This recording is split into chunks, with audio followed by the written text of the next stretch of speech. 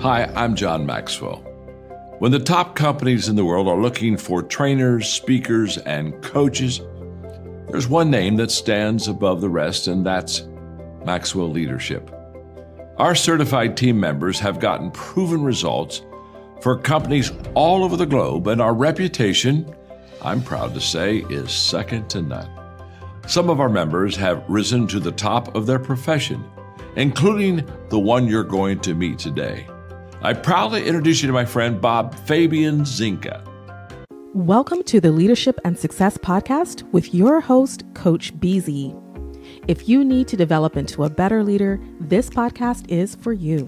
If you want to achieve a greater level of success, this podcast is for you. His mentor, Dr. John C. Maxwell, said it best: everything rises and falls on leadership. We hope to inspire you today and provide you with an insight that has the potential to positively impact the trajectory of your life. Welcome to the Leadership and Success Podcast.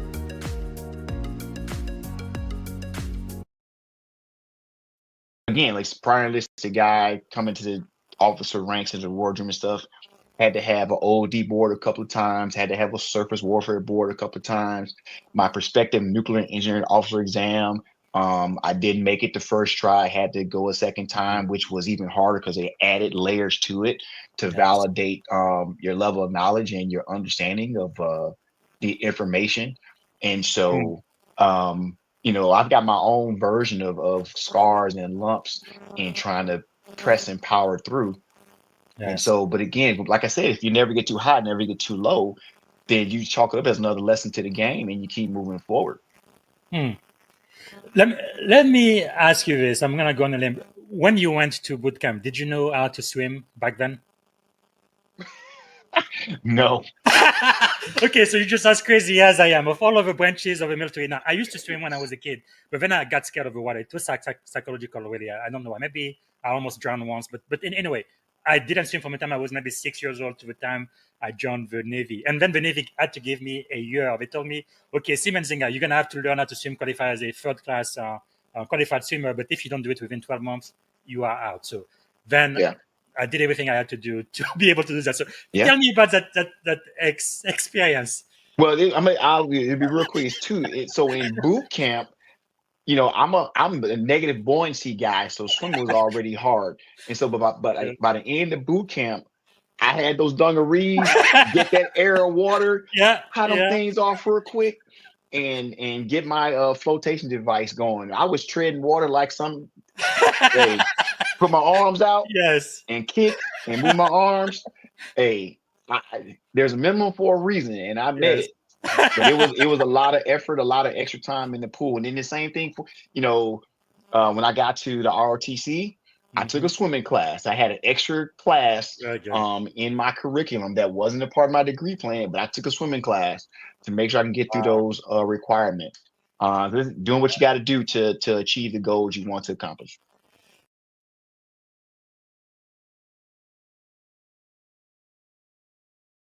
Wow. That is very powerful. And for the junior officers listening, I would say you absolutely have to take care of your mental health. I know when I first joined the Navy 20 years ago, nobody wanted to talk about mental health because you're going to lose your security clearance and the Navy is going to kick you out. But today it's a different Navy. Yeah, it's definitely important. If you need Can I say something about that real quick? Raise the hand and ask for help, please. So it's interesting. You bring it up, but one thing I talk to my crew about as well too, and I'm not slamming mental health or anything like that. It's characterization is really important in today's age, especially with social media allowing people to create virtual realities and different social constructs that lie to them. For me, there's a difference between mental health and mental wellness, right? Getting counseling, going to seek professional help, to validate what's going on with you physiologically. That's one piece of it. But I talk to my crew a lot now, and I would bring my independent duty corpsman and my chaplain into that conversation as well. Like, let's talk about mental wellness. It's very easy to say physical standards are like this because of diet and exercise, right? But physical Physical health is I'm going to do my PHA, I'm going to get my shots. But Mm-hmm. what's physical fitness? Physical fitness is I got to make time to go work out. Physical Yes. fitness is if I got a choice between the carbs and the protein and the sugar, I got to make some choices. And Mm-hmm. so what's your mental fitness like? Are you taking Wow. 15 minutes to meditate? Are you getting the 6, 7, 8 hours of sleep? On the Yeah. ship, are you choosing Wi-Fi or going to study? Are you Mm. choosing working out or going to get some extra training? The Yes. fitness piece of the mental part, it doesn't get enough conversation in that's just my opinion. Mm. You know, That's the powerful. emphasis on mental fitness, the support is there. The support is great. Yes. Supporting people gets most of the conversation, but I'm a big personal accountability Mm. kind of guy.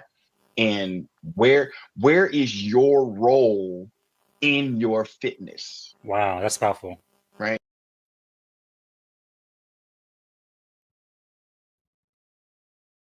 All right, everyone. Today is Friday, October the 3rd. And thanks so much for joining me. This is Coach Busy coming to you from the San Francisco Bay Area. And this is another episode of the Leadership and Success Podcast. So today we are going to have a 10-minute AI recap of the wonderful leadership conversation I had with Captain Select Desmond Walker. Actually, this was one of the longest podcast episodes we've ever had. It was about an hour and a half when it normally lasts an hour, but this is why I am giving you guys 10 minutes recap of the wonderful conversation we had. And one thing he said, I think probably the most important thing, especially for junior officer listening to me right now, your mental health is extremely important. All right. And you have to take care of yourself. Unfortunately, right now, we still have a huge epidemic in the military. About 122 people commit suicide every single day, veterans in this country. And that's just not acceptable.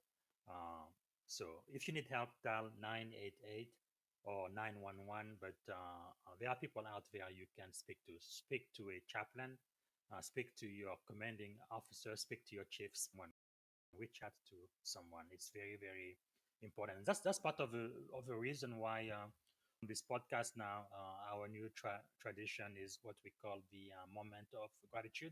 So we want to take a moment, less than a minute, to just reflect and be grateful about one thing today, because it's impossible to be suicidal and grateful at the same time. Impossible to be depressed and grateful. Impossible to be anxious and grateful at the very same time. Okay, let's do this. If you would close your eyes, put yourself in your happy place, take a deep breath, think about one thing that you are grateful for today. What are you?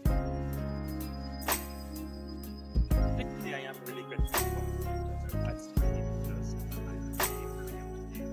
I've had the knowledge and able to people. So something in me that sometimes I didn't even see myself. They encourage me and they share their knowledge and experience. But I think in life you get to learn one of two ways. Either you make mistakes and you learn from mistakes, or you learn from the experience and the mistakes of other people. So I'm so grateful for my mentors throughout my career today. So let us know what you are grateful for and type it in the comment. And also let me know where you are joining us from, what city or what country it's out of the US. And also, please tag someone you believe will benefit from this podcast. And thank you for liking this post and subscribing to whatever platform you use and adding a positive review. I really do appreciate that. Okay, now let's go to the 10-minute podcast recap again for my conversation with Captain Select Desmond Walker. Here we go. Welcome to our Leadership Journey chat. Today we're diving deep into the story of Captain Desmond Walker, a leader who transformed from an enlisted sailor to commanding officer. I'm really excited about this. It's a tale of resilience, authenticity, and commitment to others. Absolutely. Capt Walker's journey, starting from Hollandale, Mississippi, is truly inspiring. He, like, never really set out to be a leader. He just kind of stumbled into it. Yeah, Right, his candid admission that he took a test, skipped class, and ended up in boot camp really sets the scene. Exactly. And it's like his early life wasn't preordained for command.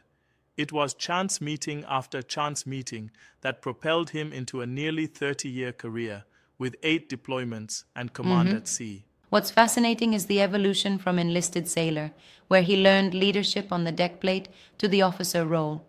That period in the Seaman to Admiral 21 program really laid out the foundation. Right, right. He talks about how his LPO, Patrick Jones, gave him responsibility, and by his second deployment, he was already leading 18 people. It's like small tasks build up into major responsibilities. Absolutely, and it clearly reflects that leadership begins with doing the small things well. But I do wonder, don't you think sometimes the emphasis on starting small might underplay the need for visionary planning in leadership? That's a valid point. But I think Capt. Walker's narrative really shows that every major decision is built upon those everyday moments of responsibility. True, the foundation is critical, and his integration of academic qualifications, degrees in electronics technology, engineering management, and an MBA adds another layer to his leadership approach, doesn't it? Totally. He saw education as a force multiplier. It's like translating complex institutional guidance into practical steps for his sailors. Yeah. And speaking of translating, his experience at the Pentagon, where he learned to blend military operations with corporate strategies, really bolstered that. Exactly. It's like he bridged the gap between the high-level Navy directives and the day-to-day actions of a sailor. This is where understanding, say, the CNO's guidance, uses real-life strategies to enforce those orders. Yep, and that brings us to his command at sea. I mean, commanding USS Stout under the command by negation model is a fascinating approach. Oh, absolutely. Imagine having 700 days where every decision is challenging, and yet you empower your chiefs and department heads, telling them to, let those horses run. It's a stark reminder for any leader. Trust your team and don't micromanage. But I do have to ask, do you really think this hands-off approach always works, especially in high-stakes scenarios? I get your point, but in Captain Walker's case, it's about empowering the experts around him. Sure, there are risks, but by setting clear boundaries, he allowed those with the deepest technical knowledge to operate at their best. Yeah, that definitely emphasizes the balance between guidance and freedom, a principle many modern leaders can appreciate. For sure. Then there's his 3-tiered leadership philosophy, defining and owning the standard, the 5 Ps: programs, policies, procedures, processes, and people, and a daily mindset geared towards accountability. The 5 Ps are such a strong framework. I love how he makes that applicable not just in the Navy but even in Silicon Valley. Right. It's like universal leadership advice. And then we have his very touching moment with Lieutenant Junior Grade Asante McCalla. That part really hit home for me. Losing a mentor, especially one who represented genuine kindness and positivity, must have deeply influenced his perspective on leadership. Definitely. He even wore a bracelet with Lieutenant Junior Grade McCalla's name as a constant reminder of the personal impact leaders have. Yeah, it's an incredibly humbling reminder that leadership is not just about decisions. It's about, influencing lives. Absolutely. And then there's his physical resilience through Spartan races. Completing 11 races between 2018 and 2022. It's like using physical challenges as a metaphor for mental toughness and leadership endurance. That's really something. It's a perfect illustration of how pushing your physical limits translates into leadership readiness. Exactly. Plus, his emphasis on mental fitness versus mental health is a crucial piece of advice. Leaders have to manage, the discipline of routine, sleep, meditation, study, all of it. And it's refreshing because he highlights that mental fitness isn't just a luxury. It's essential in high-stress, demanding environments. Right. It's about maintaining a balance, ensuring you're prepared to make clear decisions, whether in the boardroom or out at sea. Speaking of balance, His idea of humble confidence is really powerful. Believe in yourself, yet know you don't have all the answers. Totally agree. It's like encouraging others while keeping your ego in check. A remarkable trait for any leader striving for both respect and approachability. Yeah. And let's not forget his views on diversity, inclusion, and representation.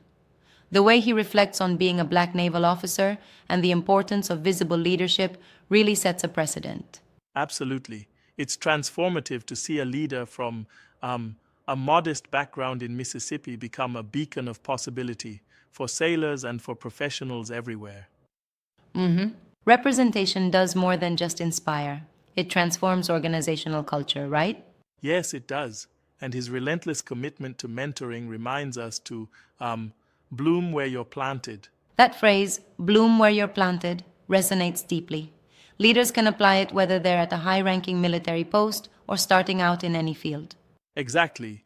It's about making the most of every situation, no matter how limited the wiggle room might seem. Yeah.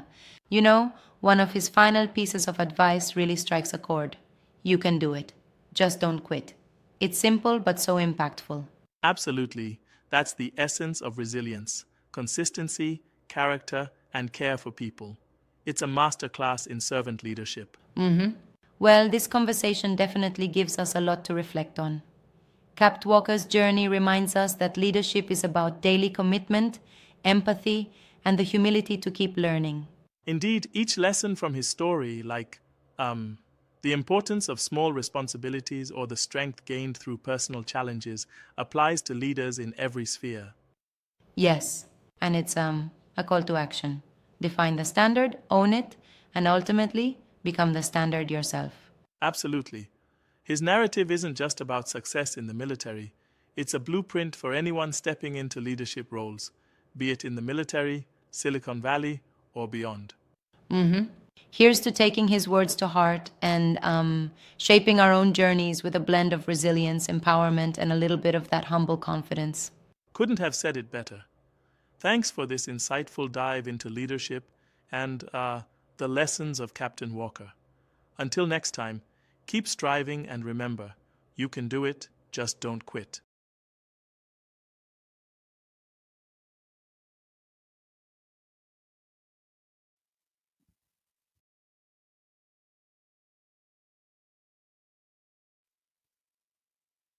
All right.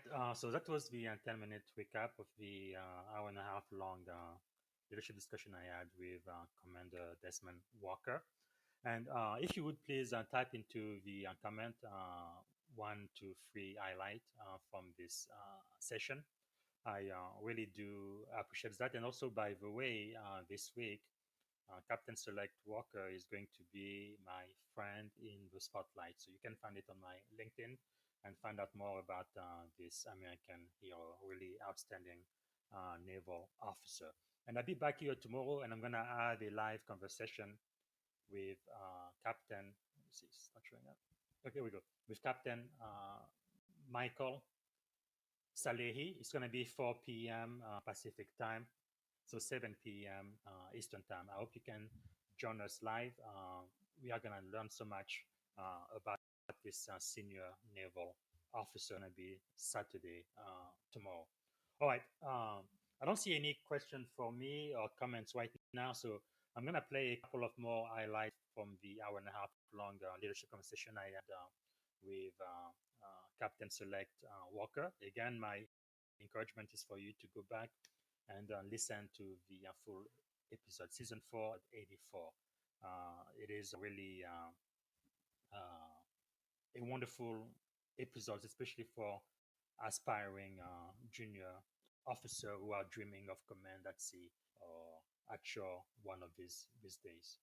So until then, I will see you tomorrow. Here's more highlights from Commander Desmond Walker.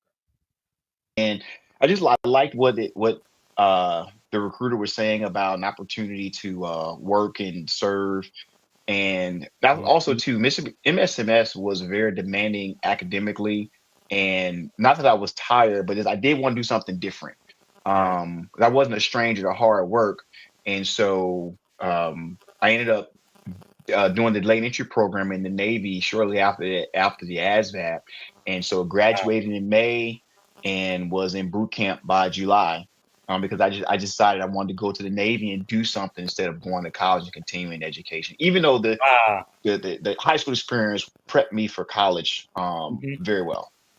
That is amazing. So, did you consider the few, the Pratt, the Marines, or the Air Force, or Nope. the Army at all? Not at Well, all. the Okay. only recruiter came to campus was Navy, so it was Navy. It was Wow, Navy or nothing, pretty cool.